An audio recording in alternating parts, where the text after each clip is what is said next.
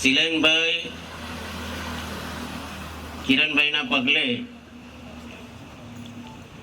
ખૂબ સારું ભણ્યા, MBA થયા અને પછી જુદા જુદા અનેક બિઝનેસમાં એ કાર્યરત છે.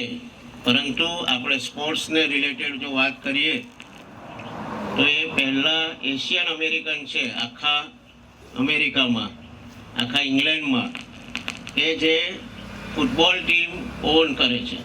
એમની ફૂટબોલ ક્લબ છે ઇંગ્લેન્ડમાં, જે આપણા માટે ખૂબ ગૌરવની વાત કહેવાય. આજે બીજા બધા ફૂટબોલ ક્લબના ઓનર્સને બોલાવવાના હોય તો કેટલું બધું કરવું પડે આપણે, પણ આ તો એમને આપણી પોતાની સંસ્થા છે, એમના પિતાશ્રીનું આ સ્વપ્ન છે અને આપણે બધા જે કાર્ય કરીએ છીએ એના માટે એમને આપણને સામેથી યશ કહી અને આજે આપણી વચ્ચે ઉપસ્થિત છે.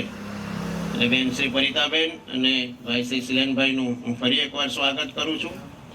આજે એવા જ બીજા આપણા મહેમાન ડૉક્ટર જતીન સર, કે જે આપણા તાલુકાના જ વતની છે અને જો સ્પોર્ટ્સમાં મને વધારે પ્રોત્સાહિત કર્યો હોય ઇન્ફ્રાસ્ટ્રક્ચર ડેવલપમેન્ટ માટે તો એ ડૉક્ટર જતીન સોની સર છે.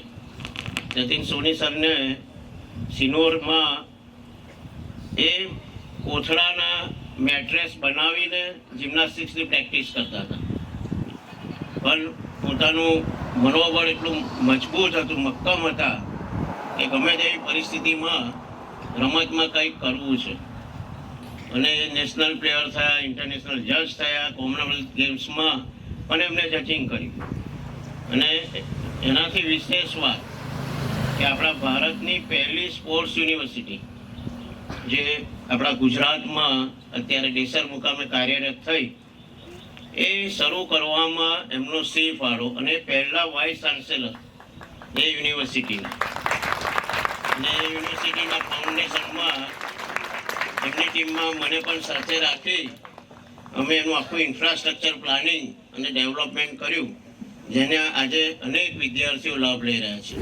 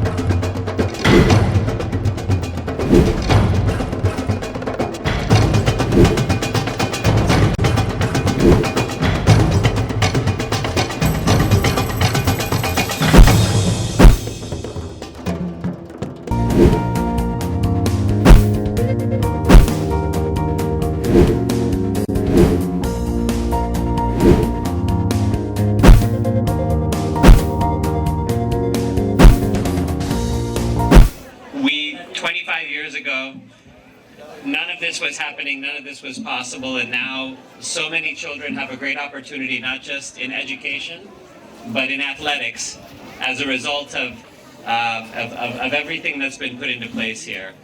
I'm so excited, all of you, whatever your future is. I think this time in competition is helpful to you to learn teamwork, to learn discipline, to learn how to deal with challenges.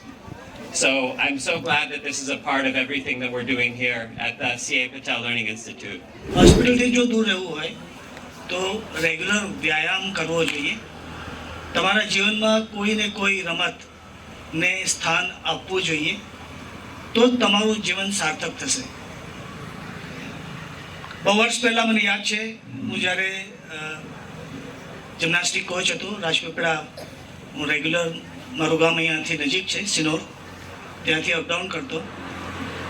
મને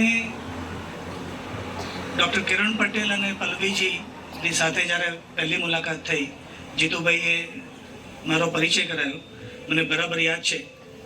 આજના દિવસે મારે ચોક્કસ તમને બધાને આ story કહેવી જોઈએ. બહુ નાના ગામડામાંથી જિમ્નાસ્ટિક્સનો પહેલો ગોલ્ડ મેડલ જ્યારે મેં લીધો, ત્યારે કોથળો ભરીને મને ગામવાળા ઇનામ આપ્યા હતા. પણ બહુ ઓછી સુવિધાઓની સાથે મેડલ લેવા માટે ઘણો બધો સંઘર્ષ કરવો પડ્યો. જ્યારે જીતુભાઈ સાથે મુલાકાત થઈ, ડૉક્ટર કિરણ પટેલજી સાથે મુલાકાત થઈ, એમણે મને કીધું કે જ્યારે તમે જિમ્નાસ્ટ હતા ત્યારે જે સુવિધાઓ તમારી પાસે ઉપલબ્ધ નહોતી, એનાથી પણ શ્રેષ્ઠ સુવિધાઓ અમે અહીંયા વિકસાવવા માગીએ છીએ, તમે અમને મદદ કરો.